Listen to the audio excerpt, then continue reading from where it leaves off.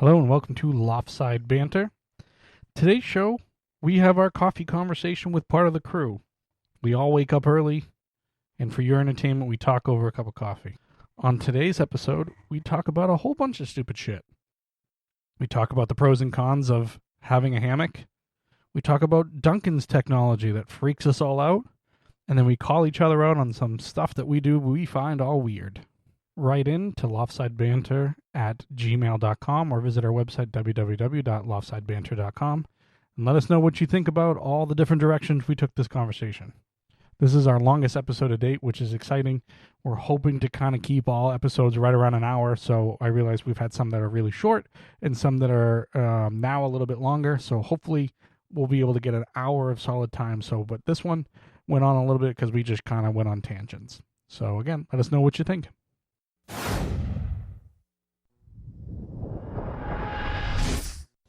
Welcome back to Loftside Bantr, and we've gotten the crew back in for our coffee conversation. Not a working title, just something that I've come up with a few minutes ago. And so we'll see how that works out, and maybe we'll change it. So if you're getting confused of the title, I don't blame you. So we have Sir Daniel back. I actually have coffee in my hand, so that works out. It's good. And then Witness Protection Chad. Chad No Name. Blurry screen, as always. Hiding the backdrop from us, since we're the only ones that'll see it. So I welcome you guys back. My inmate. I thank you guys for coming back on. I'm glad that I didn't annoy you in asking to have you come back, so I appreciate it yet again. One of the things that we always kind of talked about in our friendship has been, I think every group of friends plays this game where it's how much would it cost for you to do something? And it's always outrageous, and it's always things that would either never happen or shouldn't ever happen, or anything like that. But as we've kind of gotten older, how is your kind of amount of money that you think about? Chad sends me roller coasters all the time, and for everybody that doesn't know, I don't like the anticipation of a roller coaster. I hate the sound. I'd rather just get on at the top. I'd rather just go down. I'd rather shoot out as fast as possible. And I get roller coasters sent to me. How much? So how has that changed for you guys as we've kind of gotten older? Well, inflation for me, as far as comedy has gone or doing something I don't want to do, I'll start with labor. Like I remember I would put in car radios for people for like $100, $1,000 now, minimum. So it's gone up 1,000%. That is inflation. Yeah. No, I agree. So it's weird, right? Doing something stupid or something I don't want to do. Andy, there's a video somewhere. You let me slap you for $20. Yeah. And when I say slapped, I put some meat into it. And what's your price now to recreate that video? To recreate the video of you slapping me in the face, which I also hate being touched in my face in an aggressive manner. So like if a basketball hits me, I immediately turn into the Hulk. I hate it. Probably at least $200. So goes up. 200. Yeah. That's low. Wow. I mean, $200. Yeah. $200 puts gas in my car for a couple of times. So I mean, I think you're saying this right here in this conversation until I pull out $200. Well, now you're going to have to travel. You would have to travel to me to do it. So no. Like, hey, we're at a barbecue and I pull out $200. Okay. Your price changes. Like a professional slap thing, like that hard? Is that how you slapped him? Like where you're lined up and he's not allowed to move? I hit him. He put his face out like this and let me open hand mollywop him. And I tried to roll with it. It didn't work. We were playing a game of beer pong, and we ended up still winning that game of beer pong, which was during the game. That's great. Yeah. I don't know why we stopped. I think that we were losing, and I think I needed to motivate you. Like, get your head in the game. That's great. And it only took. Dan, what about you? No, like mine is definitely gone up. I kind of both ways for myself. Like I won't do anything like for. I saw a cool story. I was supposed to go to Chad's house today to help him with the yard, and there's only like maybe 2 people on earth that I would do it for free now. I'm gonna have to clip that one spot of help him with the yard because of the conversation of the question that's still on this agenda I have. I'm gonna clip it when we bring it up. I know what you're talking about. But no, it's definitely gone up. Like, and now, like I think about circumstance in the friend group. It's weird because for you, Chad, and like with that conversation with the slap thing, I also in my mind will be like, well, he makes like more money now, so he's gonna have this amount of money on him. You know what I mean? So when I'm like, hey, you can give me a slap, it's like, all right, well, how much could he possibly be carrying on him right now? And you want to like, get that up to a high level. So that's part of it too. I think it's. You're saying it's a game? It's now a business transaction. How much you can soak somebody for, based on what you think they're willing to pay. All right. Dan has a P&L line on his monthly statement of how much he allots for. No, like stupid for shit. Like I used the example because I was talking about it with my brother yesterday, and I'm like how much to eat that dog poop? Like that's the that's the funny one or whatever. So and that's different because it's not like there's not the interplay of like how much does the person have on it or whatever. It's just gross. Like, all right, when I was 20 years old and had $0, yeah, I'd probably eat the dog poop for $200. But now I'll eat the dog poop still, but it's not like for $1 million. It maybe like eat the dog poop for like between 5 and 10 grand. I mean, I don't think I'm needing it. I don't think I'm eating it. Yeah, see, okay, yeah. For me, it's like there's not a number I could give that a reasonable person would pay. Like, yes, that's where I'm going. Iger would have to walk by me, and I'd be like, all right, let's talk turkey. So yeah, if I know that I don't need the money right now to do something with, so my goal in a lot of these conversations is to outbid anything that you'd be willing to do because I don't need to do it. Now, if I were in a circumstance where, hey, I could really pay off this bill, hey, my lowest bill is this, you're paying, like you have to pay for that. Whereas I don't need to do that. It's how do I outbid your thought process? I think your brother would be a good person to have his perspective on this. Because I was trying to con him into Andy. I was trying to get him to join, but was he just as we started, I saw him pulling out of the driveway. So he was probably like, I'm getting the hell out of here before I get roped in. So like he would drink something gross or like, hey, go eat a quarter stick of butter right now. Okay. Yeah. To amuse us. Yeah. Yes. He would do it for free. So like our inflation rates have gone like, and Dave's like, yeah, right. Yeah. He's all for the physical comedy of it. I remember a conversation. You got to respect it. Yeah, I do. I remember a conversation a long time ago where you had mentioned, Chad, that if I win the lottery, I'm not telling you. And I'm just going to do stuff that you're just going to, like, you're going to go out to your car's going to blow up, and I'm just going to pull up with a new car and be like, here you go, and just leave. And that's the worry that I have when I try to outbid somebody and their thought process in these things, that you haven't secretly won something huge. Here you go. It's the meme. Yeah. I'm not telling anybody when I win the lottery, but there will be signs. Yeah, exactly. It's just, yeah, it's 10 grand. I'm not doing that for any less for 10 grand. Here you go. What? Here you go. Here's 10 grand. Do it. That's the worry I have. Yeah, particularly, I think we said I would blow up your car. Mm-hmm. And on a day I knew you had to go to work, and I would call every car repair shop, AAA, pay all of them. Every vehicle service, this was years ago, so now I'd have to put out a cell disabler. Somehow you would have to walk 10 miles to work. And your boss wasn't letting you out of it. You had to go. And when you got there, there's just a Ferrari waiting for you. Yeah. Like just some I was going to obnoxious. say, knowing this group, you would call his boss, and even if you had to pay him, be like, no, you have to tell Andy that he's going to be fired unless he walks to work. Yeah, there's no other I option. don't You care have if to it be takes here. you 8 hours. You're getting paid. You better walk here.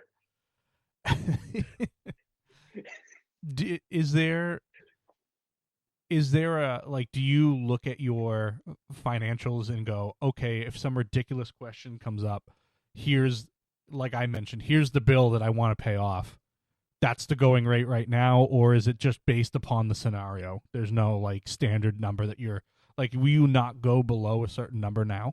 For me, it's the scenario, but I also think about like what is going to make a difference in my life. Like when I said 5 to 10 grand, like that's not to be life changing, but eating a like little piece of dog poop ain't the worst thing in the world. You keep going back to this dog poop. There's other things. I thought about the dog poop other than dog poop. I want to eat a piece of dog poop now.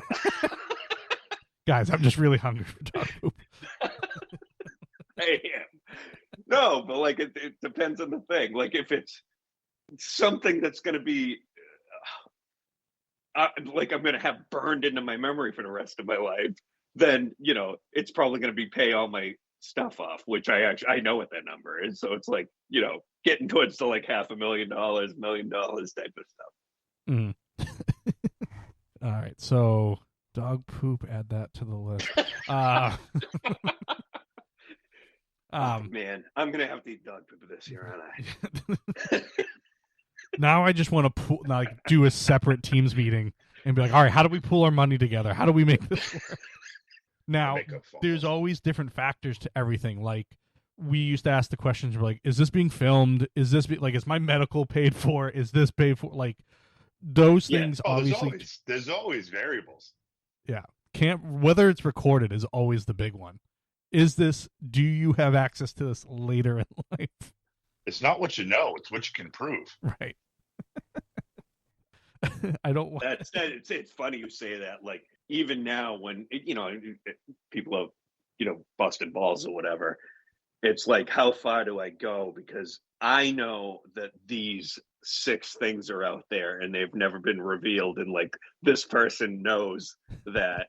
And you're like, I don't know if they remember that they have this like information on me or not. With you guys, I assume the answer is yes. At this moment, right now, one of the 3 of us has an embarrassing picture of another one of the 3 of us for sure. that he hasn't done anything with yet. Yep. And I still am a little nervous about what Andy is going to do with it. You know what it is? It's the Cold War. It's like the U.S. and Russia, and we all have nukes. Pull the trigger. Who's going to use it? Pull the trigger and see what happens. Now, I also don't put it above you that you just threw out my name that I have an embarrassing picture, just to fool me into thinking I have the embarrassing picture. Because now I'm like, I'm scrambling in my brain, like, which one are we talking about? Which one? Andy, the picture. Yeah, I don't know. I know. Oh, I know. I don't. I know one that it might be, but I'm not sure if that's the one that Andy has. Oh, it'd be something I'd probably only show you on my phone. I would never send. Oh, you did. I think it's the one that I know of. It's just pretty funny. It's comical and We'll talk about it. We're not doing that. I need on the podcast. Are billboards still a thing? Because I need to know. Asking for a friend. Yeah, they're really easy. They're digital now. Yeah, digital. You could get that over to Clear Channel, no problem. All right, how much would you pay not to have him do that? Yes, that now. All right, Andy, how much to sell it back to me? And I'll have you sign an NDA. It never goes anywhere. It's illegally binding. You've released the rights to that picture. Hold on, let me pull up my credit report and see what the number is. Because again, I don't need the money right now, so I'm just gonna try to outbid you. Oh man, yeah. So obviously it's changed throughout the years. Yeah, you need to pay you need to pay off your stuff. Everybody's got to have that thing with the friend that like, okay, I'm debt free and like owe nothing, and maybe have a little spending money at the end. Like you can't sell if it's as like bad as you say. You can't sell it unless you know you can have a good time after. Yeah. Changing gears from trying to embarrass our friends, which will never end ever. I'm going to be hopefully make it this far to my 70s and be like, how can I get these guys at the old country buffet embarrassed in front of everybody? So I don't think that's ever going to change. But one thing that I think has changed as we've kind of gotten older is like my taste in music has changed. I used to obviously I don't listen to new music. You could throw out like people throw out different names and I'm like, I don't know who that is. And I have no interest to learn, no interest to anything like that. Like the point of, oh, this is the new hot act or the new hot, music group or whatever. I'm like, yeah, fine. I have thousands and thousands of hours of music I can listen to. I don't need anything new. That's fine. Have you guys reached that point, or are you still listening to new stuff? Do you know who some of the new like musical acts are? I reached that point. I was actually thinking about this like before you even posed the question in our notes. I figured out that I kind of stopped caring about, and I'm even like saying like pop, like top 40 music. I stopped like listening to new stuff in like the mid-aughts probably. Mm-hmm.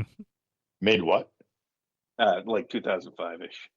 So it's been, well, Jesus. What word like did you just say? Mid aughts. what? Aughts. A-U-G-H. Spell that? A-U-G-H-T-S. Aughts. Is that what they call it? Yeah. I mean, Never heard I the knew phrase that before. too. I've never heard the phrase in my life. Well, Sorry. back in the 1900s when I was born,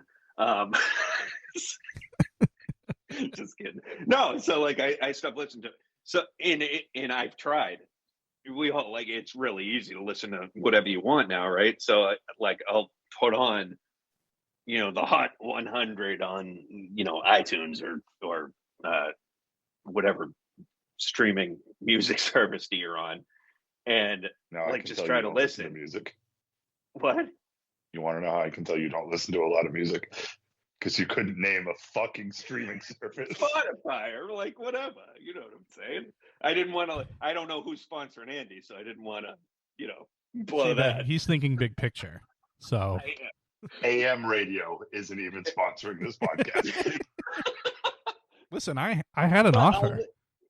I'll listen to it and I just feel like, yeah, and I'll like thumbs up a couple songs and then like they'll come up on my playlist afterwards and I'm like, yeah, I'm not doing this. I already like, and I don't know if it's about the music itself or if I just start, like you said, Andy, I already have like 10,000 songs in my music brain is just like filled. Yeah. Like I couldn't watch the Grammys and know anybody. Like there might be one or two that I've like heard of, but I like that's why I couldn't watch that award show. I would have no clue who's what saying what when, like nothing. Oh, Well, I had to look up who that Morgan Waller or whatever. Come on, man. Are you serious?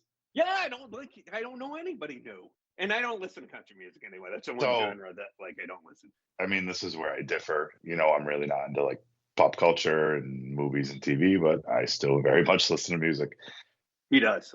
Yeah. All I'll the time. Chad knows everything about music, like and the rest of us. Yeah, no, I still listen to music. I listen to new pop music, and in my younger, I'd say around 2014, 2015, up until right around that time frame, I'd still daily go scour the internet for unreleased tracks of rappers, but now I just get whatever comes to YouTube music. Mm-hmm. Like I'm all over the place. But I won't listen to like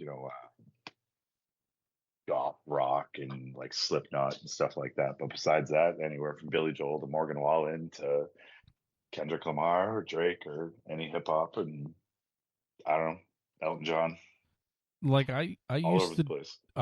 do hip hop in school and stuff like that to be cool, which never worked out. So, but like now it would be like if I was going to the gym, I might put on an older hip hop song or whatever just to kind of get me into that like mode. And I used to do it before, like I would play a game of basketball or something, and now even that I'm like, I can't. And it's not anything against the music. I mean, there are great artists out there and stuff like that, but there's so many different hip hop artists that like someone brings up something like, oh, this person is top of the charts. I'm like, I have no clue who that is. Like I know Morgan Wallen. I don't listen to country really all that much. There'll be like a few songs in there. I mean, Darius Rucker is the only one I can come up with off the top of my head, and that's still Wagon Wheel. And how old is that song? Yeah, but now? you don't know like Zach Brown Band. I mean, everyone I feel like knows of Zach Brown Band. I know who Zach Brown Band is. Chesney, I only know Zach Brown Band from you because you were playing it at your house. That's the only reason I know. I know the name. I know the name of, I'll say, older country acts. And by older, I mean like maybe like 10 years ago, or whatever. But I couldn't say, oh, this song is them for a lot of them. Like I'll know the songs just because they were like, whatever, top 40 country songs. But yeah, music was an outlet for me for years. I always fall back to it if I'm in a funk or if I'm in a good mood, or you know what I mean. It's kind of a place to go to. I don't know. Yeah, I was gonna ask. So, did you guys listen to music? I think that I'm like strange in this because I think most people did. You guys were into music like probably later grade school, maybe even earlier grade school and high school, right? Yeah, I remember buying a Salt and Pepper tape when I was, I must have been 7. Yeah, 7, a single tape. Yeah, I wasn't into it until like I was out of high school, probably like into college, and then I mean, it was just radio, whatever was on like the radio, and I didn't like seek it out or whatever. And probably like the college age is when I started to be like, I actually was buying back catalog like of CDs and stuff of bands in the 70s and 80s. The mail-in ones, like you'd get the. Oh yeah, I was Columbia House. Columbia House will come to your house if you don't pay the bill, even if it's like $15.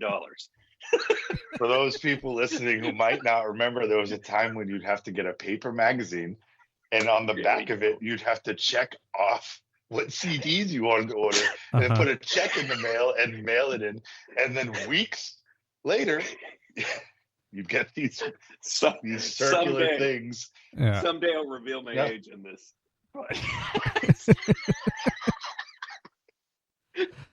You used to get records in the mail. Yeah. Yep.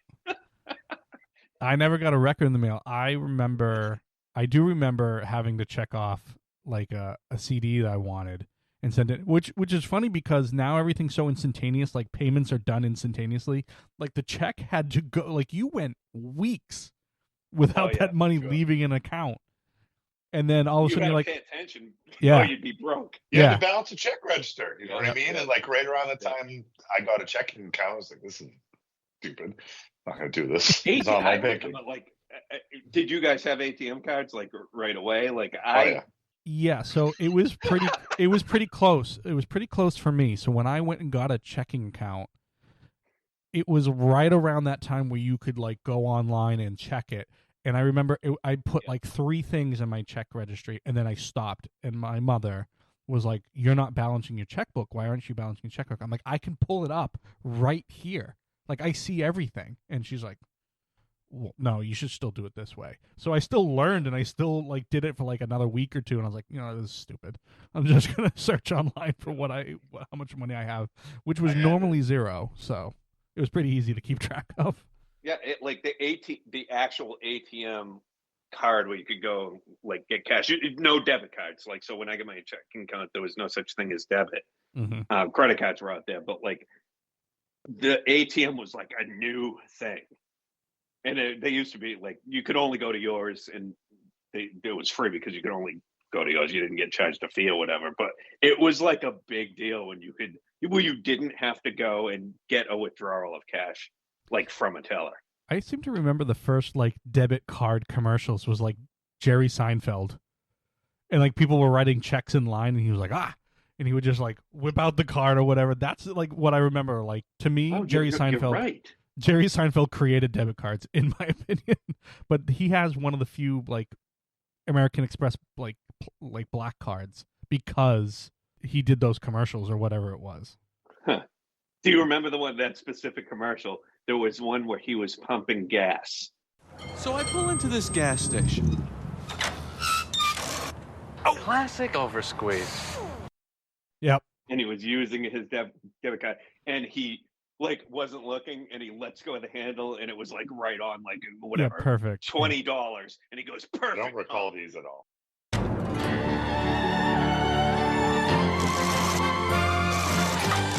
Perfect pump. Oh yeah, the perfect pump.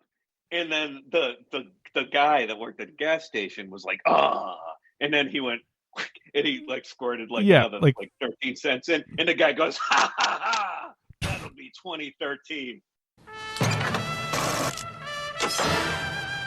2037. Even at the gas station, you can do more with the American Express card. And he pulls out the debit card and goes, Yeah. I remember that vividly. Yeah. Yep. You don't remember that at all, Chad? No. Yeah, I remember. Not even a little bit. Yeah. I still do that at the gas station. I'll like be watching the, watching numbers Fuck go with up. the gas guy? Of course They you go up. No, they go up way quicker, obviously now than they used to. And I'll try to like just let go of the handle and have it be directly on like a 0-0. I still do it to this day because Jerry Seinfeld. Jerry Seinfeld made my banking career. Now I'm gonna find it and send it to you. How old were you when you got your first ATM card? Ooh. I want to say it was 17, probably 17, 18. I think it was like 16-ish, 16, Maybe 17. 16. Yeah, I was 14. Oh, well, that was a mistake. Yeah, obviously. I found it. Obviously, they let me work. That was the problem. Now I want to record this commercial, and I'm sure American Stick Express it in the has middle some of the sort of. podcast. Yeah, it's a good commercial. Doesn't make any sense to anybody now. Like I wasn't, growing up at that time, but Yeah, just text it to me. Yeah, I sent it to you. Now, one of the things I put on the list for us to kind of talk about, I am blatantly stealing this from Barstool, so if they would like to come visit me, that's fine. And the reason why is because I am actually quite interested in what you guys have to say about this, but one of their shows got a lot of pushback because one of the people on it was anti-hammock. And all the pro-hammock people came out of the woodwork and started leaving all these posts of hate and everything else like that. Oh, you mean the majority of people? So I'm assuming you're pro-hammock. I didn't know there were not pro-hammock people. Oh, yeah, there were anti-hammock people. There's a good portion of people that are anti-hammock. Now, What's their reason? Because you're uncoordinated and can't get in the hammock? I'm assuming that it is. I think you lack motor skills. I think. Listen, I've always wanted a hammock. I've always wanted to have one where I could just go lay out and just not have to worry about anything. I'm sure it's the most comfortable sleep of all time. But I've realized I've never really spent a lot of time in a hammock, and I might like the idea of the hammock. And I may be one of those people that, when I actually get the opportunity, gets very hurt or dies, because there's a lot of people that die in hammocks. But that's the whole point. There's a lot of people who die in hammocks. Yeah, at least. Hold on. The idea of what is that? What's a lot? Hold on. The idea of a hammock. Hold on. The idea of a hammock is the thing. What psychopath actually has a hammock? Nobody, but we all want a hammock. Jack has a hammock. But yes, whoever the non-hammock people are, like, I don't know, man. Like, you guys need to go and get, like, checked out. I didn't trust hammocks for a while, and it maybe wasn't the hammock as so much as my friends, because a hammock, you're at risk. Yes, if you fall asleep in a hammock, you are very much at risk. Even if you're just so I don't know, maybe that was you kind of guys part have of been it. in a hammock, right? You've laid in a hammock at like a resort or something for Yes. 30 seconds or whatever. Yes, I have Like, laid we've in all a Taking hammock. a nap, camping in a hammock. Yeah, is it great? I've never It's taken a wonderful. nap in one. Yeah, that's what I thought. But you I have to want get to an one for age my where your house. friends aren't going to, pour water on you or flip you over. You know what I mean? Like, I want a hammock for my house, but I also am like that is like buying a hammock is the most unnecessary thing on earth, which is why I call Jack a psychopath. buying a hammock is the most unnecessary thing on earth. Yeah, there's like You can't think of any other purchase nope. that is I can't. more unnecessary than No. a hammock. A hammock brings you mental clarity. It brings you peace. It gives you a sleeping mechanism. Yeah, in the winter, Yeah, I mean, bees. would you rather Bees. have comfortable furniture Hey, outside than a Dan. hammock? Dan, do me a solid. I don't know what What? side of your house you're on, but if you look out there, you see that thing that's covered. Yeah, it's a pool. No, to the left of that other thing you can't use Yeah, during the the winter. gazebo. That's nope. No. Oh, the camper? There you go. That's not more unnecessary than a hammock. Your argument is that you can't use a hammock in the winter. You can't use your RV in the winter. Yes, you can. It has heat. What? So, according to Andy, what about you? Are you pro hammock? I'm pro hammock idea because again, I haven't spent Pro hammock idea or pro hammock? I You could would like the idea of anything. yes, but I also haven't spent enough time in a hammock to have all the things happen that we're describing. Now, Wait a minute. Yeah. hold on. According to I haven't Pelvin even and laid my hammock. Gallucci, which is a lawyer firm, according to the U.S. Consumer Product Safety Commission, hammocks injure or cause the wrongful death of around 3,000 people a year. On It's Earth or safer the to US? sleep on a bear than it is on a hammock, apparently, because less people die from bear attacks. It's safer to sleep in a thunderstorm Less people sleep on bears. on a metal tower. I love the idea of a hammock. I would love to have one and just be able to have that peaceful sleep in that because it looks so comfortable. But now they make such great furniture outside too that you can just have out there all year round no matter what. Yeah, you can bring in the cushions and whatnot, but Hey, can I interject real quick? yeah, What you just said was 3,000 people where a year get hurt? What was the radius? Nationwide? in Worldwide? North It has America, to be, in North yeah. America each year. Oh, so they have 57. that too. 0.69 people a week get seriously injured on hammocks. What's seriously injured? Do you want me to go through the whole article? Like I just That's just ouchy. I just think people are uncoordinated and Oh, if stupid. in it's those not yes, factors. that's my Alright, so- worry.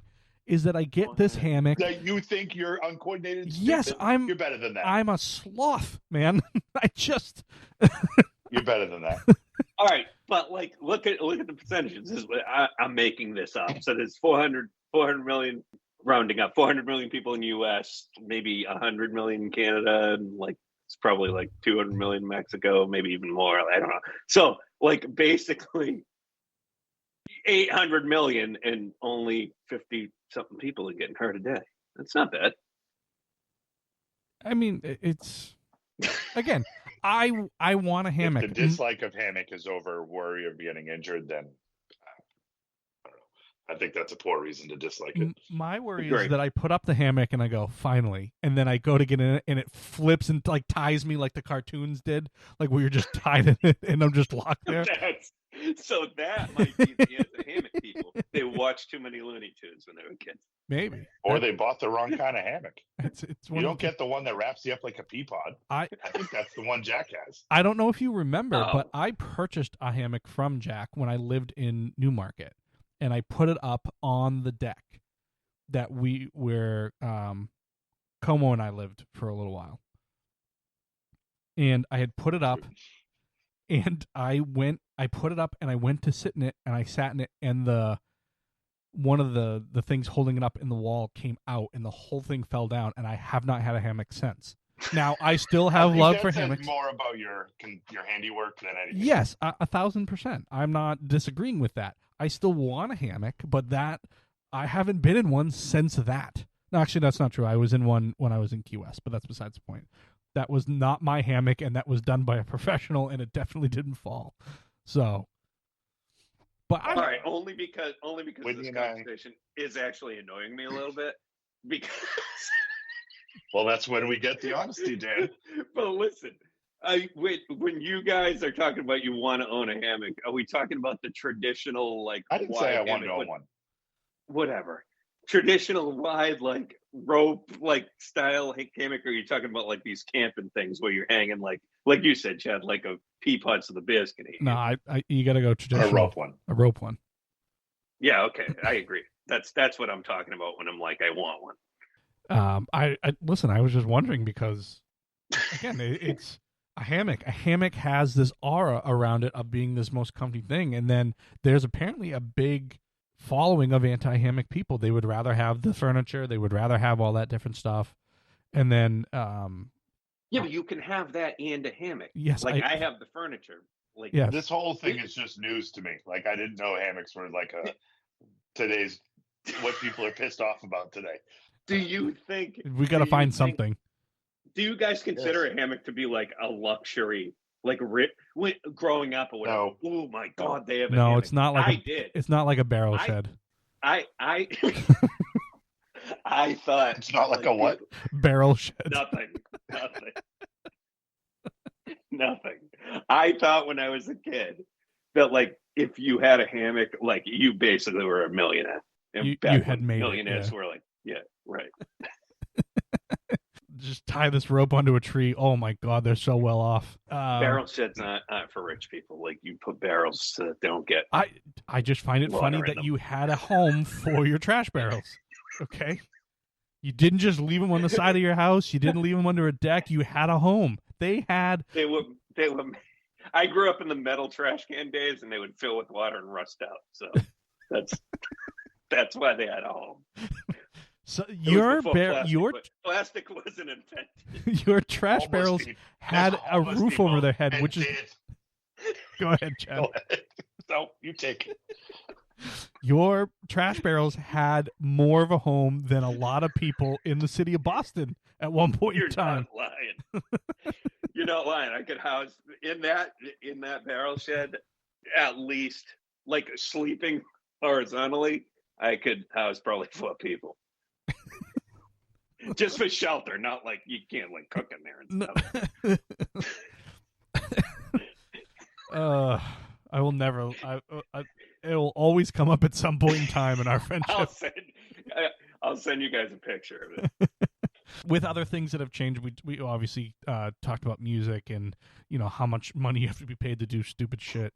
How have your coffee preferences changed at all? I hate to admit this. I told myself I wouldn't say this to Chad. I had coffee the other day, and I had it the normal way that I normally have, regular, and I looked at it and I went, this is too sweet for me. And for how many years did I make fun of you for the fact that you're like, oh, I have to take Gatorade and I have to cut it, I have to do this, I have to do that. I think I've kind of gotten to the point where I'm like, all right, I can drink coffee black now. It's not a problem. It's not like it's bitter to me anymore or anything else like that. So where did your coffee preferences start to where it is now? Dan, you want to go first? Yeah. So I didn't drink coffee until I was about 25, believe it or not. And I started out with like, we live in New England. So I started out with like Dunkin's regular, in a large, there's 4 creams, 4 sugars. And I, like you, Andy, like that's how I still get it. So like, that's exactly the same, but the coffee that I just drank right here was completely black. So like my taste buds have like almost, I want to say they kind of like died over the years. Like I like spicy food and like I have to keep getting something that's spicier because like old spicy food doesn't do it. And same thing with the bitterness, like bitter doesn't like affect me anymore. So when I'm camping, like I don't want to like carry cream and everything with me. I just drink it black right out of pot. Chad? When I was like 16, I used to get it French vanilla, extra. Eventually, I learned about melted sugar.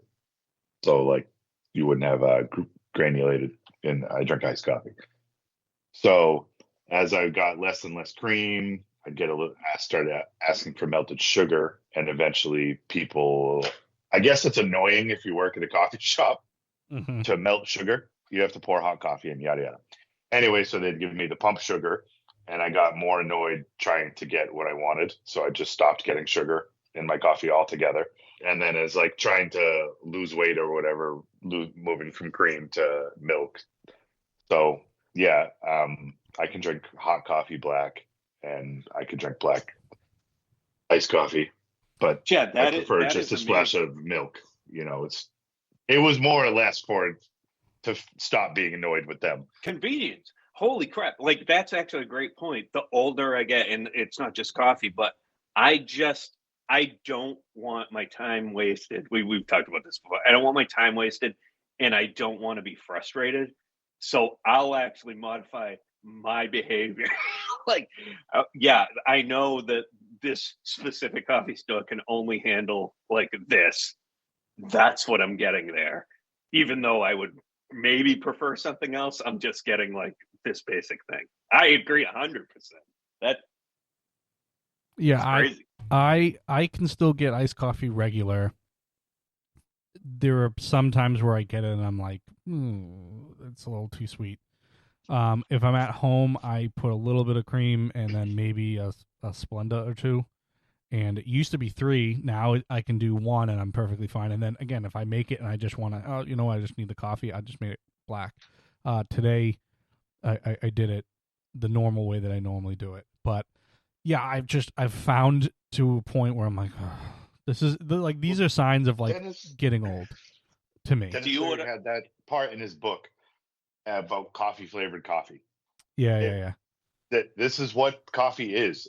You've pumped it full of sugar and it's just sweet and upsell to kids, and you know what I mean? And it's like it's a whole fucking commodity. Like, I'm there for the caffeine. Just give it to me. Yeah. You know, like, let's just get this dance over with, you know, and that as an adult that segues into cocktails, you know, like when I was young, I would drink my fair share of Long Island iced teas. It's packed full of sugar, you know what I mean? Or a sweet soda and a whatever. Now just give me the spirit on the rocks. Cut to the chase. Let's be done with it. Yeah. I just need the caffeine. Anything else is just add-ons and extra and it's unnecessary, you know? Yeah, no, that's Andy, fair.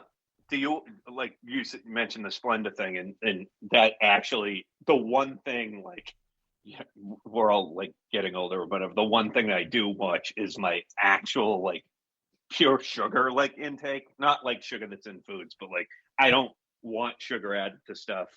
Like if I'm having a soda, which I don't drink a ton of soda, but if I'm having a soda, I want like Coke Zero. Like I don't want like the full sugar. Do you Wait, really? Yeah. Do you like if you're ordering coffee like out somewhere, do you order Splenda in it? Yes. I do, and the reason why I'm asking is I don't, because I assume they're going to screw it. Well, I live right across the street. As a consumer, that's a terrible mindset to have. But I know it's the unfortunate truth. Yeah. Andy. I live right across the street from a Dunkin' Donuts, so I go there maybe three times a week, and that's only because I have the points to do so and whatever. But my wife is friends with everybody that she ever meets, so she knows the name of the manager over there and the person that's in there. And I know I've saved my order as the favorites. If I send it in that way, it's consistent. So that's why I like that. When I lived in Florida at one point in my life, I wouldn't go to Dunkin' because it was so inconsistent. So I started doing Starbucks. I started doing stuff like that. Now that I have that consistency, I do put some Splendas in it. So I do French vanilla, and I just do a couple of Splendas. That's it. And then just regular cream. As I've kind of go forward, I've gone down from 3 Splendas to 2. I get 1 now. So that's where I kind of make some changes.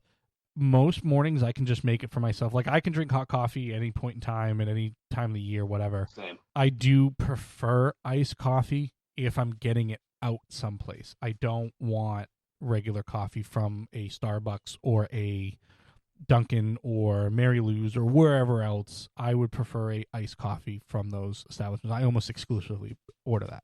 Does the temperature outside have anything to do with temperature of your coffee? Not for me. I was going to ask the same question. I like iced coffee, but if I'm ordering it out 365 days a year, I'm getting a hot coffee. I used to be iced, and like the last 15 years, I'm just hot coffee. The only thing It has to be. Go ahead, Andy. It's only iced coming from a vendor, if you will. Like I just mentioned, if I'm making it at home, I'm making hot coffee. If it's like 0 out, I'll get a hot coffee.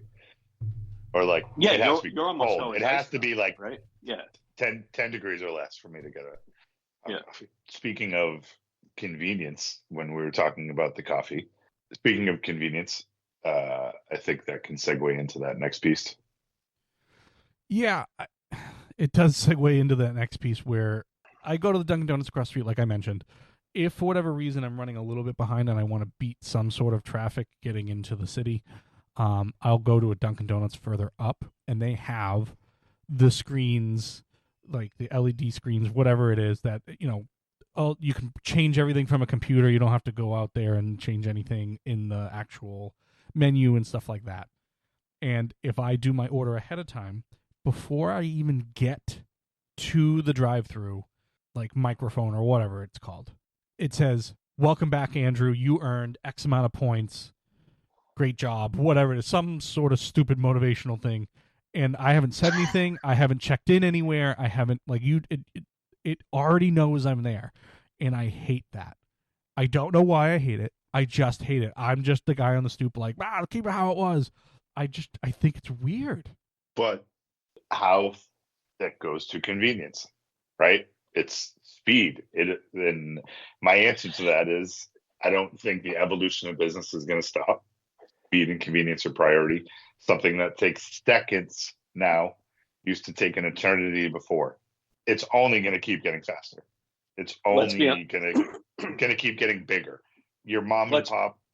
Go ahead. Let's be honest, though. Reason for it is not for the convenience for the consumer. The reason for it is they can pump more people out, and that makes more money for them. So as long as it's tied, as long as it's tied to more money per minute or whatever, they'll do it. If it was convenient and it took more time or it cost that balance of the money, they wouldn't do it. So that it's so. Go ahead. So like with Dave's Hot Chicken, right? I'll use that as an example, right?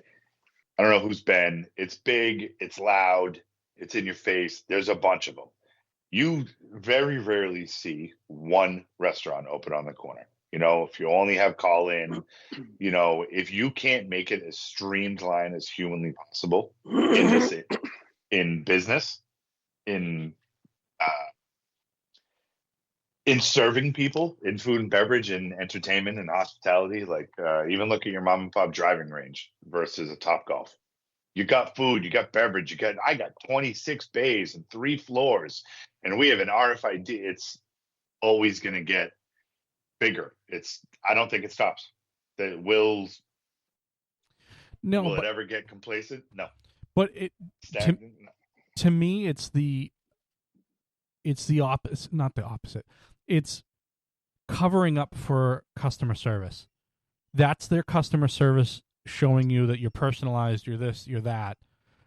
In this scenario, whether you could just be a nice person at the window and say, "Hey, how are you?" and remember people and whatever, this is doing that for you. And again, business is always going to evolve. It's always going to get bigger. They're going to spend more money to do all this stuff. But to me, it's just a cover up for customer service. Did you this kind of ties in my point that I was making earlier about going and not trusting that it's going to be right. I not because I work in technology, so this isn't like I'm anti-technology or anything, but I was late to the game using an app like using like say the McDonald's app or the Dunkin's app to place an order, because my thought, and maybe I overthink it, my thought always is oh, well, when I like work those jobs, like that just comes out on a printer and they're not even looking at it. Now I think it's flipped to where like the people working there like grew up with it, so they would prefer you to like, you know, put in your order in an app or whatever, or like you said on the screens. And maybe that's why like my order, I'm always like, oh, it doesn't come out right, because I'm ordering verbally and they're like, why don't you just order it on the app and then I can make it exactly the way that you want. Yeah, I don't know if I told you this, Dan. I know I told Chad. I called him immediately after. I called a bunch of people after. So I went to a Wendy's not too long ago. They had those screens, and it was the automated system for you, the drive-through. So it's not a person talking to you. It's you're talking into this system, and it's putting your order in for you. And wow, okay. So this day, it happened to be raining, and they had something covering the screens because they were changing their menu numbers or something like that. So they just had this big tarp or something over it, and I couldn't see what the numbers were. I don't go to Wendy's enough to memorize the menu. And so I kept saying something, and the automated system kept saying the wrong thing. And I said, never mind, and I pulled up to the window, and I said, hey, can I just order through you? I can't read the thing, and I don't know what the numbers are, and I just want to put in the order. And the kid goes, no, you got to do it through the system. I'm like, you can't take my order? No. You just have to drive around and do it again. I was like, okay, well, nope. I just drove across the street to McDonald's and got McDonald's. Now I go to McDonald's enough that I can probably know what some of the numbers are. But like that's the thing that we're getting away from. You're not wrong, and I don't think it. I think it's just going to progress and progress. Have you guys? And I know this is like we talked about movies last time, so we don't see the same stuff. Have you guys seen the movie WALL-E, the Pixar or whatever? Yeah. It's a good movie. Yeah, like that's. It's not a lie. I made that example of my brother where we're just all floating around in like things, and everything's being like pushed to us instead of us making any like decisions on our own. And like the Dunkin's fast food kind of thing, I think that takes a lot of the fault away from the business and it puts it back on the consumer. It puts everything in writing for you. I made it exactly how you told me to make it. Yeah. You know, you put it in the computer. I did. Are there 3 milks here? Are there 2 sugars here? Or, you know what I mean? I did what you put in. Yeah. Right. You know, and it's good for the people inside the restaurant or inside the business or wherever it is, but it does take away the humanization of it. But paying for human contact or humanization, you didn't pay to go to Walmart to go buy true. You know, a case of water and then talk to the lady at the front desk for 10 minutes. Like she's got shit to do. But do you guys think that like because of like that technology or whatever thing that like there has to be some reason behind it besides convenience for the consumer? Like, do they staff one less person per shift? You know, there has to be. Yeah, like even if a $30,000 machine replaces a $40,000 a year person, in 1 year it paid for itself, and it's going to pay for itself after that. And it's not going to call it sick. It's not going to, you know, complain that it's hot and it needs its 15-minute break and.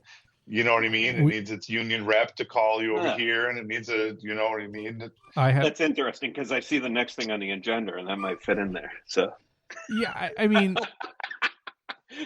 we were talking about. So when I first during the pandemic, when I worked for Crumble, I had this conversation with one of the owners who also ran or owned like Planet Fitnesses and stuff like that, which is genius, by the way. You own a cookie store and a gym. So one's always going against the other. We were talking about, is a good employee? Let's just take away the ones that don't do anything and are shitty and whatnot. Is a good employee an asset, or is it an expense? So even having that conversation, whether you're a good employee as an asset or an expense, you know, you're still an expense to the business. They still have to pay out to you. Yes, really, really good employees can be an asset if they move up and they help you operate better and create all these different scenarios where your company can probably save money. But at the end of the day, an employee is always an expense. It will always be viewed as an expense, because if they can find a piece of technology that gets the same process done, where, like you said, at a $30,000 machine, eventually it pays for itself. It won't call in sick, like you said. It won't need breaks. It won't need whatever. Yeah, it'll need some maintenance here or there, but that evens itself out in the end, I would assume. I think that when you say whether someone's an asset to the company or an expense to the company, you're using the word asset maybe out of context. When you say you're an asset to the company, you're using as an adjective. You're not saying that you're an integral part of the system that's going to, appreciate wealth. That's not what you're saying when you're saying asset. So like, you are a big help to the team. You're a vital part of this organization. But what you're saying, yes, at the end of the day, you're a line item on a P&L report that we're trying to get down. Mm-hmm. So unless you have stake in the company, or you know what I mean, something like that, at the end of the day, you are just numbers on a piece of paper.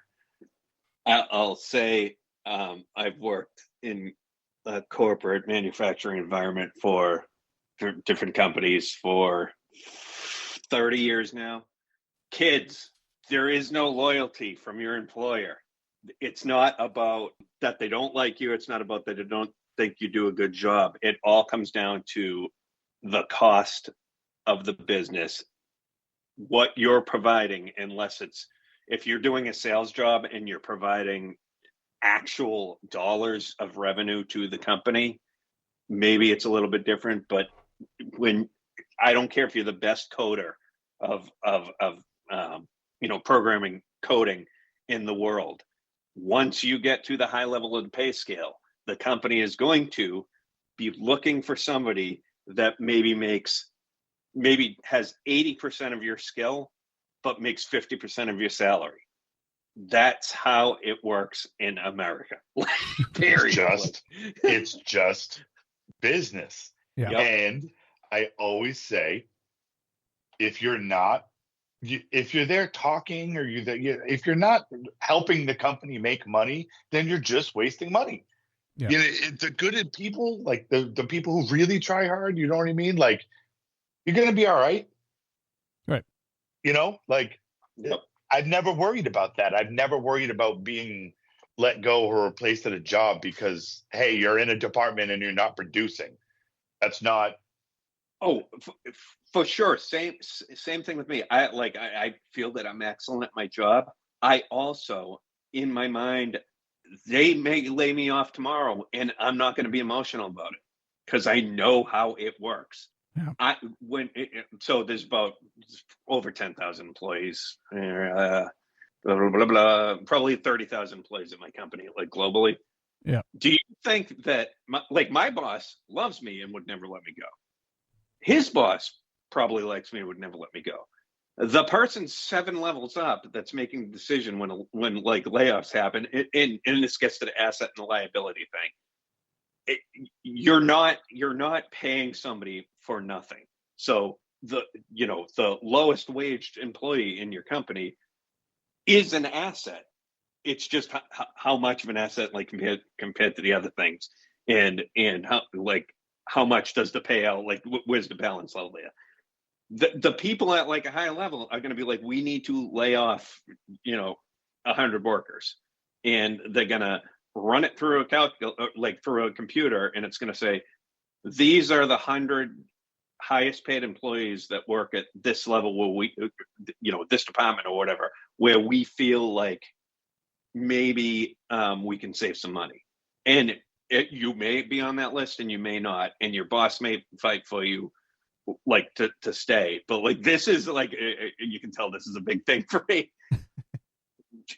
Do not get emotionally attached to your job. Yeah. If look at it like this, right? If you're paying one guy 100% of anything, right? Can you dole that person's responsibilities out to maybe 2 other people who make a combined fraction of what that one person made, right? So you take $100,000 a year, and you dole out the responsibilities of that person out to two other people and you give them each maybe a $40,000 a year pay bump, right? They just saved $20,000. Yep. It's who's willing to take on the workload and who's not. They're probably already doing another job, another function, and they're like, all right, this function's going to add 10% to their workload, and this is how I again, and Andy, I know you have international listeners and listeners in other countries. What we're talking is US centric. This is how it works here. We don't have protections like right to work and stuff like that. We say that we do, but we're pretty much, unless you're in a union, which is only specific jobs, we're at will employees. We can leave at any time and they can fire us at any time. Yeah, this will get me down a road of, after World War II and what was expected. We won't go into that. But yeah. We're getting deep a little bit, but yeah, to me, I think the expectation of this technology, kind of going back to I don't like that I can drive up and it's already knows who I am, and I have never seen it accidentally put it up the car before or anything else like that.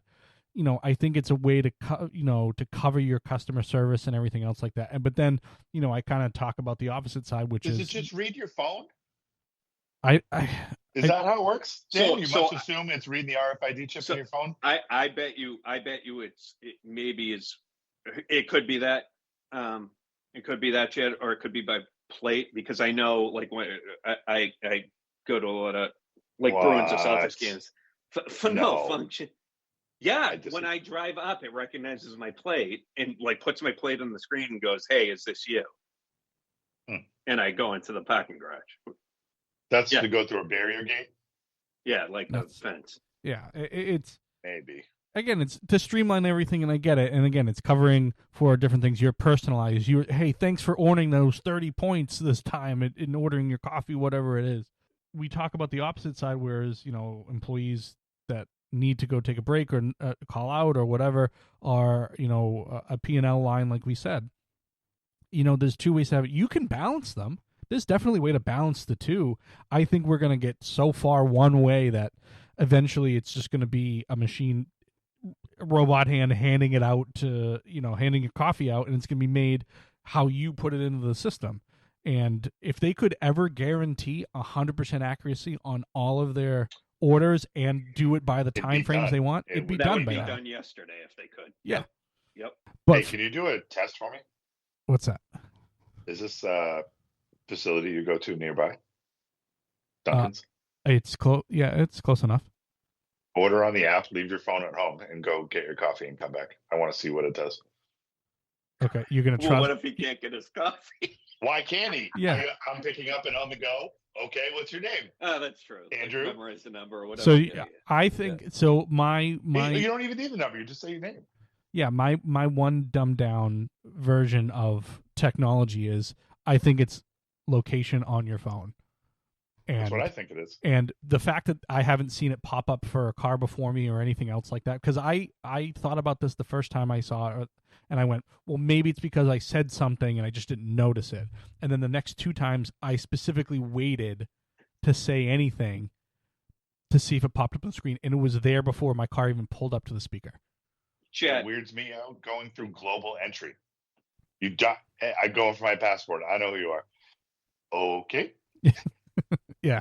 Chad, so because we know the NFC thing, on the phone, specifically talking about iPhone or Android or whatever, the NFC thing, you have to be pretty close. You have to tap the phone or whatever, or have it decently close. Remember when we went to the Celtics game? I think it was the Celtics game. And we went to how they have where you can get the beer. You walk in, you get the beers, and then you get out. And did we figure out how that worked? Yeah, it's facial recognition to when you pay, because you have to give a card to get in. Yeah, that's true. Yep. Yeah. So when you give the card to get in, it links it to your facial recognition, and it sees what you have in your hand when you walk out, and then you have to open. Look at Andy. We have video, and Andy's just shaking his head. Yeah. Well, it does it at Fenway too. Yeah. And I said the same thing, and talk it out, and you figure out that that's kind of the way again, it streamlines everything, so that way you're out of your seat less. It sounds good, but if you think about like everything, not that it's technically involved in what's happening, now 20 years from now, somebody can be like, look at this guy. He was drunk. He grabbed 2 beers. It's attached to my card. It's attached to my image. Like all that type of stuff is really what you're talking about. Yeah. Well, you can complain about privacy all you want, but there's like, if someone wanted to find you, they got you. That ship is like, so you can't see the ship from the shore anymore. Yeah. No. It's did you hear about the guys in Exeter? The shooting? No. There were 4 people who shots fired in Exeter. They all ran into the woods. They grabbed 3 of them. Aerial heat surveillance couldn't pick him up, and they couldn't find him. Still, the 4th. How do you get away in today's day and age? Yeah, I've always looked at like all these different like crimes and everything else like that. Like you watch documentaries, all the of all these different things, and how they've caught these people like so close to where they were, they committed the crime. I'm like, couldn't you just go to rural anywhere and just get away? And it's just no, you're not even getting that far. Yeah, like Ted Kaczynski probably wouldn't like have been able to get away with the stuff today that like. Right. Yeah. He got away with like during the time. Right. There's very much cash unregistered market. Let me just I'll leave it at that. There's a Did you say cash? There's a black market. There is a black market of people who deal in cash transactions who for sure. are they have unregistered businesses. They what I mean? Like they kind of live off the grid. If you will, you know what I mean? Like it exists. It exists in non-electronic places. There are people who don't like that stuff in their homes. I agree with you. Like I've never had a problem with like the Alexa system or anything else like that, but I know people will refuse to have it. They just don't want stuff like that in their home, and that's fine. The argument comes down to, if you're not doing anything wrong, why do you care? Right. That's a very threatening. Like who's interpreting who's doing something wrong? Whose definition of it? It's the principle is what it boils down to. If you're okay with your liberties being your rights or what you want being taken from you. Right. Not to be like, not to get into politics or whatever, but not at all. That's not what I'm saying. I think it's pretty clear. We're seeing how information can be used to target you and put out of context. Like in the past, like 6 or 7 years, 8 years, whatever, like just government type of stuff. They can put together something based on your information. Yeah. We all agree to it. You click accept on the iPhone. You click accept on Facebook. You click accept on Instagram. You click accept everywhere. You didn't know what you signed, and you allow location services, and that's the product of it. If you want to play, you got to pay. That's the cost. The other thing I was going to say that ties into Andy's thing is like we buy into like the convenience side of it, and then we get used to it, and then like we're old enough to remember like when that stuff didn't happen. But there's a generation of people that will grow up just interacting with like the screen and not talking to the person at the drive-through. So if it ever reverted back where you were like, all right, this is all too much, you revert back to talking to people, like you don't have this, it sounds dumb to say, but you don't have like the skill to be like, wait a minute, I have to like verbally like talk to this person, like what's that? So it's just like we're even us, we're already used to like being able to get money whenever we want, like being able to do anything instantly. If that was taken away from us at this point, even we who grew up in a time when that wasn't the case are going to be like, okay, wait a minute, what? When I was like 14, I remember, oh my God, dude, imagine if McDonald's delivered. Yeah. Hey, they deliver. Yep. It's not that cool. It's not as cool as I thought it was. Nope. It's a But the detriment, one if anything, time to that my you health. The one time My order's that you wanted- wrong, you know, like Yeah. Yeah. But where are we now? You know that, like that, say that dropped off the face of the earth tomorrow. 3 months from now, you're at your house, people are having a party, you've been drinking, you're starving, and it's like, God, I wish the McDonald's still like delivered. You're gonna miss it at this point. Like, absolutely. Some things we've come too far. You can't go back to waiting. Right, yeah. And I think that was that was kind of Andy's point. Is like, or how far is too far? And we might have already Never. There is See, no too far. I think there are some There's things no line. that have gone far and then have kind of reverted back. And I'll go into the COVID. During COVID, you were remote, X amount of time, and now obviously you want to go back because there's still concerns of whether people are doing X amount of work or whatever on a remote thing. But that kind of reverted. I'd say that's the only thing I've seen in that reverted because they felt it was necessary. And again, am I getting what I'm paying for employees that are working from home all the time or whatever the case may be? Food wise and business like that, you can't go back. They're not going to go, yeah, we're not going to deliver, especially where, what was the, hey, we're cash only.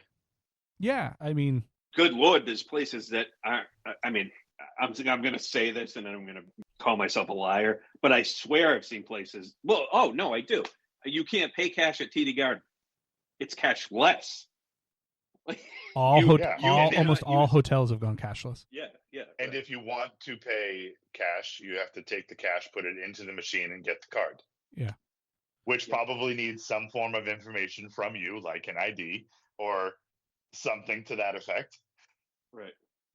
Yeah, it's crazy to me that cash is. Whereas when we were growing up and working at your Forsaken Pizza place, sorry, too soon, I know. Where it was cash only, cash was king. We you would say that at the counter. Hey, cash is king. You have to go to an ATM and get cash. And now cash that's only disappeared. until 2018. Yeah, in which case you just couldn't survive with not taking cards. No, thank goodness I made the time. I made the jump at the time I made the jump. It would have been over way sooner had I not done that. When COVID hit. I was going to say, can you imagine if you didn't have you didn't have the ability to take electronic during COVID? That would have been a nightmare. No, it's terrible. But we always did well when the power went out because we were cash only. We had, gas ovens, but you should see people panic when the power goes out. Like, can I buy this? No. Like even kids, you know what I mean? Like, well, my computer doesn't work. Like, grab a pen and a paper, write it down, and take the bottle and give them the cash, and you put it in when the power comes back on, and you're. But well, that's the whole Andy. It's a different world. He went up to the window and said, "Can I just order here?" And it's not the person at the window's fault, but because the company is so reliant on that technology, the person is not trained to be able to perform in that emergency. It's not his fault. Yeah, right. Yeah, he's like, this is protocol. No, I don't even know. I don't even know how to do that, sir. Like, there's no buttons on this register over here. Like, yeah, I don't know if the kid he flips could. it over. It's just an empty shoebox. Like, I don't even know what I'm looking at here. I'm just here because. Yeah, it's just one of those things that I don't know if the kid could or but that's what he was told to do. And It just was just one of those things like the fact that they're not even, and again, they may have taught him, who knows, but he's told, hey, no, they need to do this. I remember when the McDonald's that we used to go to in the morning got the screens and a guy came in, went to the counter and said, I want a coffee or whatever. And the woman goes, no, you have to go to the screen. They told us you have to go to the screen. He goes, okay, cool. Got out of the restaurant, got in his car and went through the drive-thru. He refused to use it. It was just one of those things that, and you even said at the time, Chad, that it was like, that's what it's going to be. The old timers are just going to keep doing that. They're not going to come in, sit down anymore. They're just going to want to deal with a person, and that's it. Yeah, I won't rebel. I won't rebel against doing that stuff generally. I'll just be like, oh, all right, I got to do it on the screen. I know why people do it. I hear you. I hear you, old guy. Because you want to talk to somebody, right? That's ultimately what it is. You want to talk to someone, and no one gets paid to talk to you. No one gets paid. I'm not your therapist. Therapists get paid $200 an hour. Okay? Not $15 an hour or $20 an hour taken registered. They don't care about your problems, George. All right? Dan, I have it under a good authority that you, as a homeowner that you are, like to take care of your yard. And like is not really the word I would use. But I think you love your yard. I don't think it's an unhealthy relationship, but it's on the borderline of, should we speak to somebody about this? Because I've gotten some information that already this year, you have at least this week looked out longingly over your handiwork of your yard.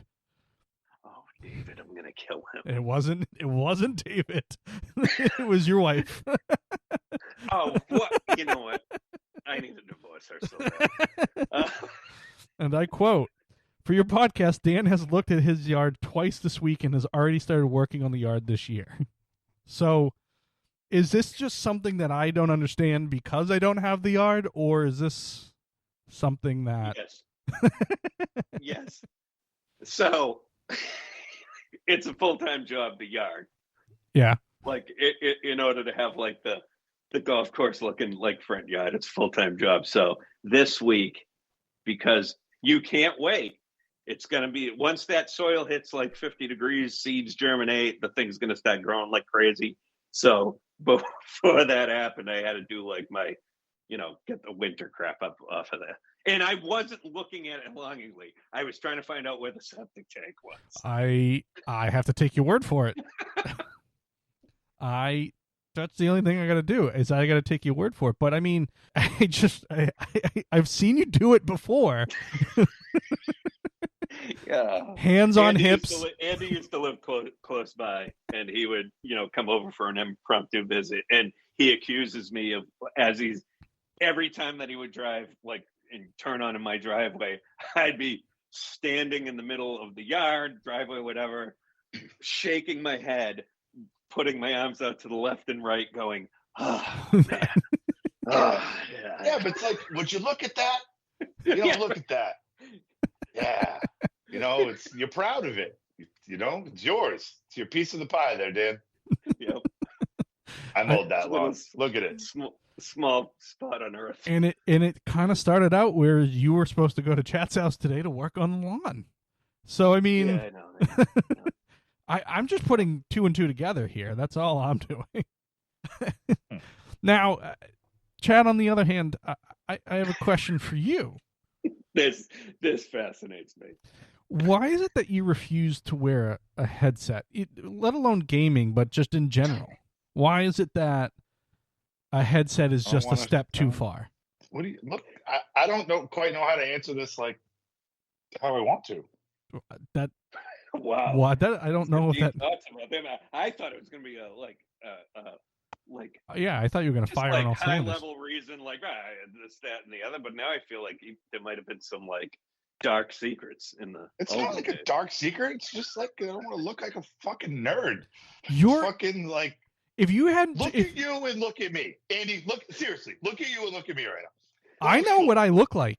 You're in your own home. You can turn the camera off. Nobody else is going to see it.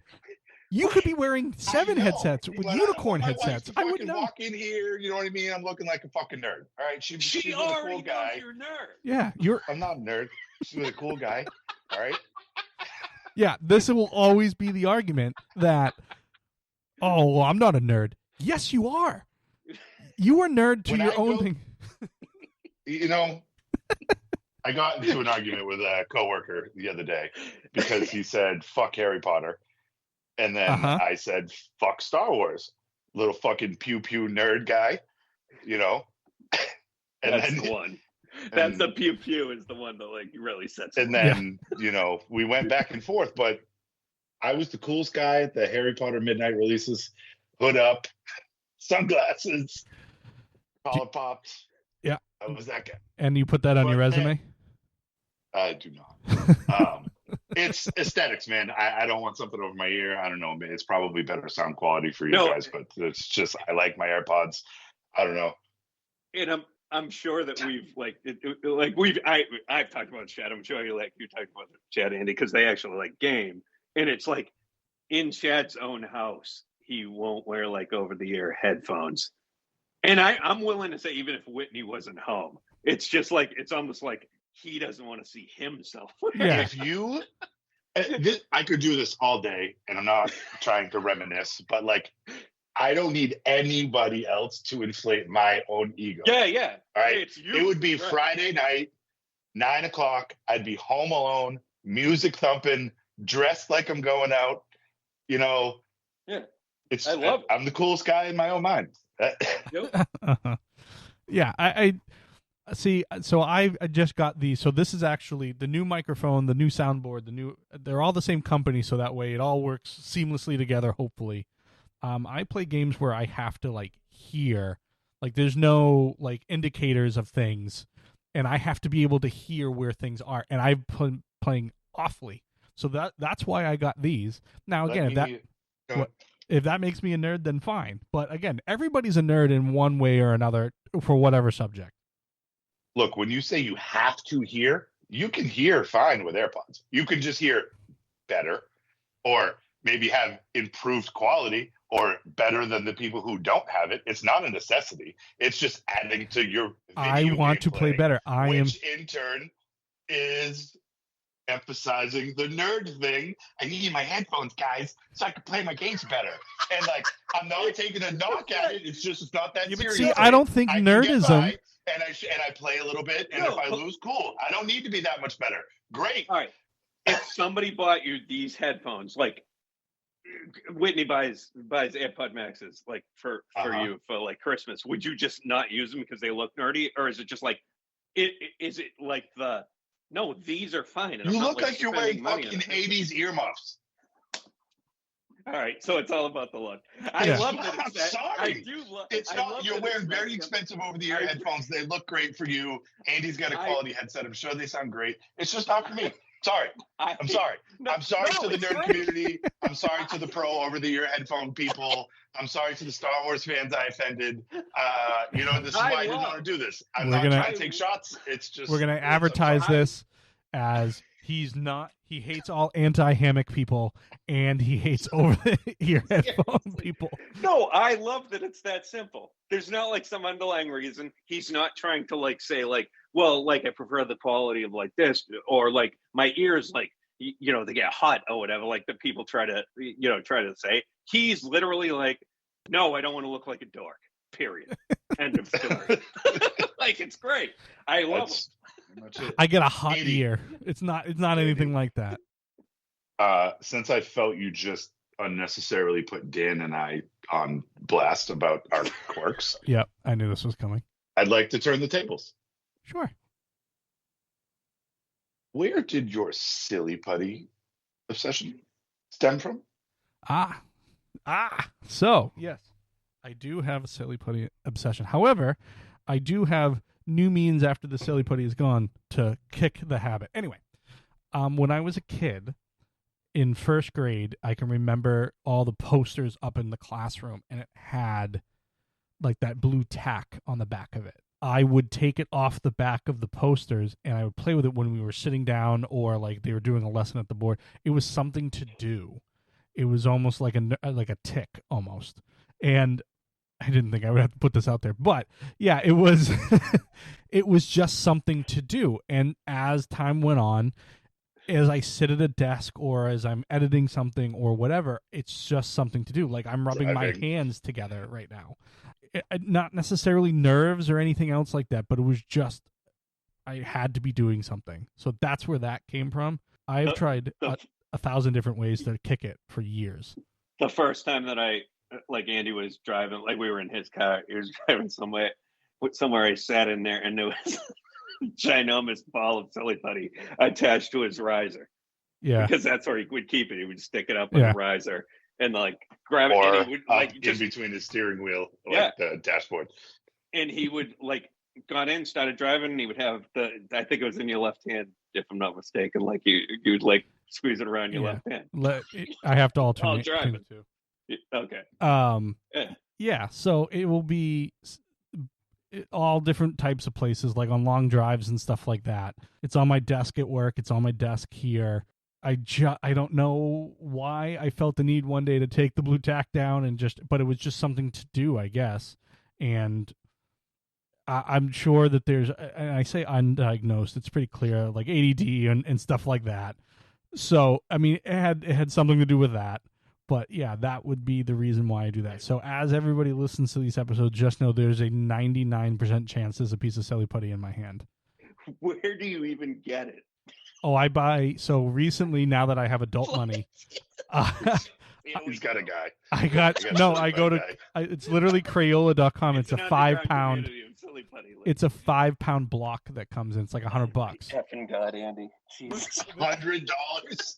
This is what I have left, and nobody else can see this. So, but this is what's left of the last one, and this has lasted me like 2 years. I have one more sports question. You don't know, now you know. There you go. And all the subscribers from YouTube are gone, and everything else is gone. And it's fine. Chad, do you think Dwight Howard is a Hall of Famer? Talking sports now? Really? Quickly. Yeah. Hall of Famer. I don't, if you're asking me. And I am. I wanted him better than he was. But go ahead. He'll get in. He's already in. I know that's. He got elected. He is in. He got elected last night. Oh. He and Carmelo are going. In my opinion, does he deserve it? 15.7 points a game and 11.8 rebounds per game over 18 seasons. No NBA, one NBA championship with the Lakers during the pandemic, just so we're clear. Here's why I'm saying no. You have to live up to your potential, and he did not. He should have been way more dominant. He didn't get a ring? He got a ring with the Lakers during the pandemic. Yeah. The pandemic. Why do you keep saying that? Is there an asterisk? Is it a short season? It should be. That's the Disney Bowl. Absolutely should be. Oh, the bubble, right? Yeah, the bubble. Yeah. Yeah, the bubble. Oh, I forgot about that. Yeah, so didn't everybody else, including the people that count championships.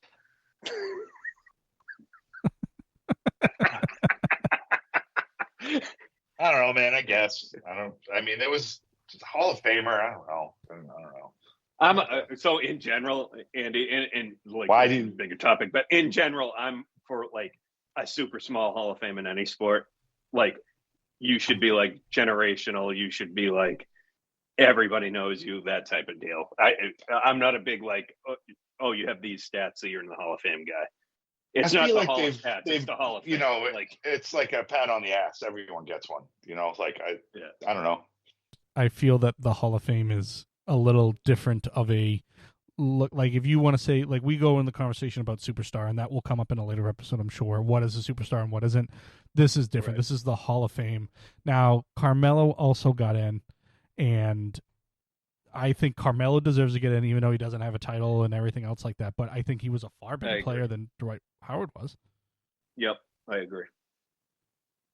Like you don't have to win a title. Like everybody knew. Centers don't get the attention, though. You know. So what? So what is it then? Then what is going in the Hall of Fame have to do then? Like what do they measure? I don't. I'm not like the qualified guy to ask on this because my opinion is like weird. It's like I'm not a sports guy, so to me, Hall of Fame is like you have to do something great, and great's not a easy thing to do. You know what I mean? Like larger than life type. Like this is not the superstar, all-star argument. This is different than that. What did you do for the sport of basketball? Right. As a non-sports fan, I should not, and I am a sports fan, I should not be able to walk into the Hall of Fame, and I'm not saying like 60s and 70s. I shouldn't be able to go to the Basketball Hall of Fame and from 1990 till now not know every player that's in there. Like that shouldn't happen. I should have heard, even if I wasn't watching on the team, of the player, and I can guarantee you that 30% of the players would be like, oh yeah, okay, well, he played a long time, but like I hate that. It should be like retired jersey level, like the Hall of Fame. Yeah, I Not can name the Dwight. Celtics, though. I can name Dwight They Howard, retire but everybody's like jersey. popularity and what you did for the sport are like not. Yeah, They're not hand in hand. You know what I mean? Like you and I are on the same page, Chad. Like I think that you kind of like could be in the league for 5 years, and then if like outside of the like say like you had to retire early for whatever reason, but you were like the commissioner of the league and you were like the most popular like face of the league still or whatever, like those things should get you into the Hall of Fame of the sport. yes, like yes. You know what I mean. You're a lifer. You're committed to the industry. Right. You know, like okay, not the Hall of Stats. I almost say it all the time. It's No, not the Hall of Stats. Oh, well, the stats say you should be in. Well, stats don't say anything. Yeah, well, I mean, there can be stat padding and stuff like that, but I look at 15 points per game average for a career, and I go, that's somebody that, like a good bench player in the NBA can average 15 points a game. Now, yes. No. But he was a center. Yes, he was a center. He got over 10 rebounds a game. Yes, I understand that, but there was nothing that It was he wasn't shooting the three. You know, like everyone could shoot the three now. Yes, All right. you're absolutely right. Here we go. Shaq, Hall of Fame, correct? All day. How close was Dwight Howard to Shaq? Numbers wise, No, like in your perception of like Shaq was my first basketball. Like he made me like basketball. He was like the first. What he I was mean cool. is like in Dwight another Howard in another. All right, if Shaq is the president of the United States of like basketball, where would Dwight Howard be? Like I'm saying that he would be like a mayor of a city. Like that's the difference in span between the two. He might be on the planning board. That's what I'm saying. I mean, and they're in the same Hall of Fame. Like, I don't think that's right. So Dwight Howard, 15.7 points, 11.8 points, rebounds per game, over 1,242 games. Shaquille O'Neal played 1,207 games, averaged 23.7 points per game and 10.9 rebounds. So vastly more points, about a rebound less per game. Yeah. I don't know. He was a. But they're in the player. same. They're in the same Hall of Fame. And this is my thing about like why I think it's watered down is that discrepancy. Was Shaquille O'Neal the best center of all time? Like maybe you could make the argument, but I know like 5 or 6 other centers that I could name that like in their era were as good as him. So Dwight Howard should not be in the same conversation as Shaquille O'Neal. And if they're both in the Hall of Fame, they're in the same conversation. Yeah, you have to have a standard. You know what I mean? Like, what is elite? You know, like you can go ahead and say his name. You know, probably have to pay for it, but Michael Jordan. Yeah. All right. He can't be. That's great. I'm not saying what he did or didn't do. Just that name rings fucking bells for the industry of basketball. And I don't think Dwight Howard's name rings a doorbell at a shitty hotel. Does Dwight Howard's name ring the same level as Wilt Chamberlain? No. What about Bill Russell? No. What about what are we doing? Like, what are these voters doing? Dwight Howard, 8-time All-Star, 3-time Defensive Player of the Year, never won MVP. Just different things like again, I agree with you. I don't necessarily think he's the Hall of Famer. He was a very good player, during an era that was transitioning from where the NBA was to now everybody just shoots in the efficiency levels and all that different stuff. I wouldn't say Hall of Fame. I just wouldn't. Right. I liked Dwight Howard. I always felt like I'm like, come on, dude, you like you can be better. You should be like he was be like more the face of the league. Because it's probably not unfair to him because he was a specimen.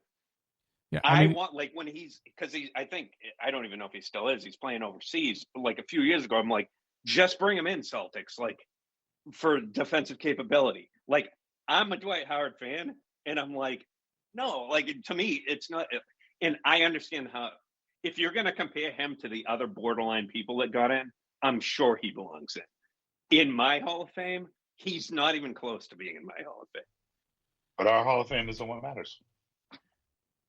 Well, that was Andy asked the question, so it's my Hall of Fame. You know, I tend to agree with you.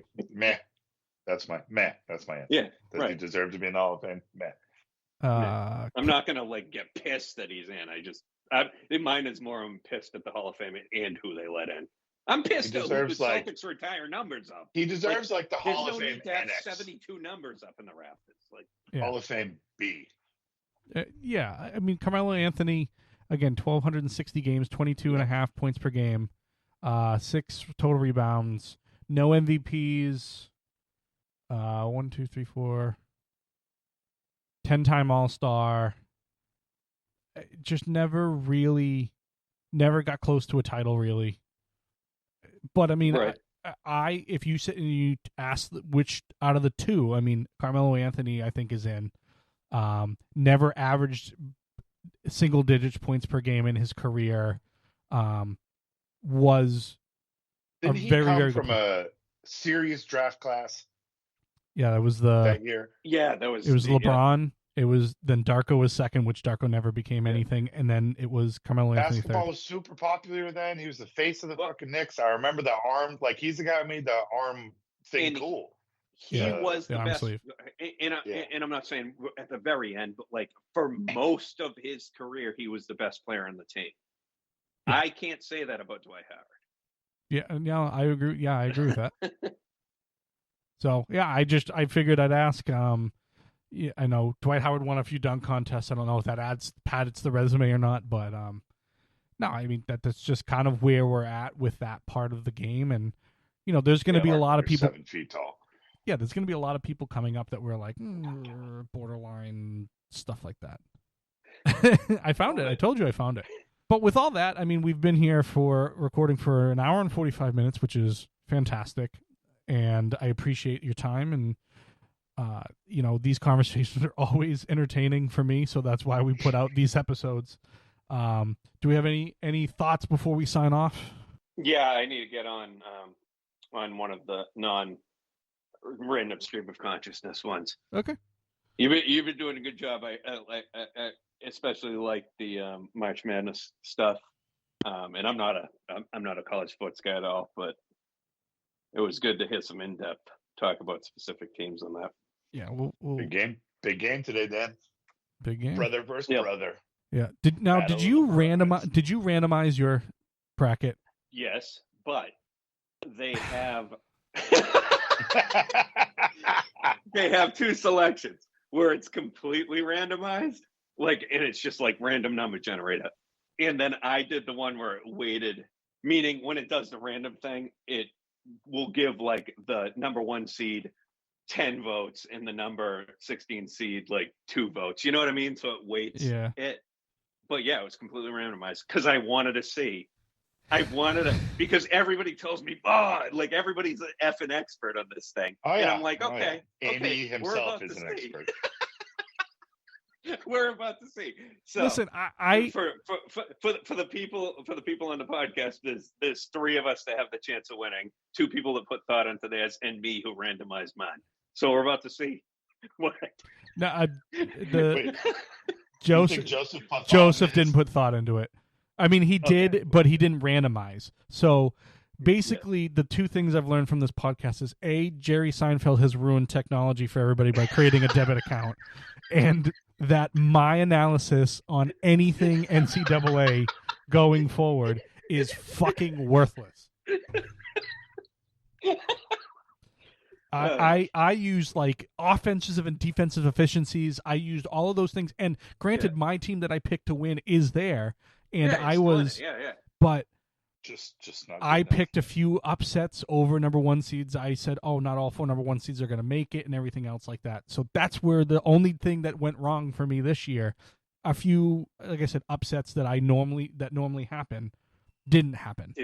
Didn't like no upsets or no like major upsets pretty much happened.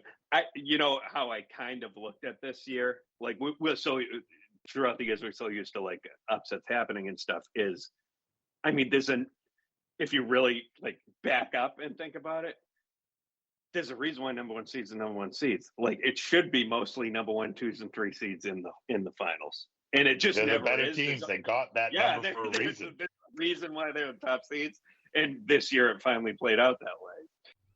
Yes, it did play out that way. Well, gentlemen, we're going to have to call it here before we bore everybody to death. We've been talking for a good while. I appreciate the assistance as always. The good conversation, can't overstate that enough. All right. Talk to you guys later. All right. Have a good one, guys. Thanks for having us. Thank you. And bye, everyone. And wherever you are, have a good day, good night, whatever it is. See you later.